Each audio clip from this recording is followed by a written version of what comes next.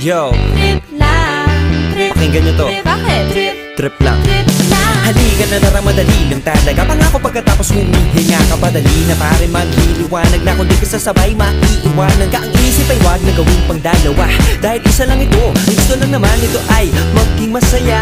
Para di ka mabato ay iwasan mo ang pananatili sa isang lugar. Ibig ko sabihin ay huwag ka papasakop sa takot, wag ka papasakop. Kapag nangate, di ka matito isipin mo. Hinipan sa lahat ng karanasan mo dito sa mundo. Bilang tao, gano'n pa rin hindi nagbago. Pinakamasaya yung di pinlano. Kasi pag di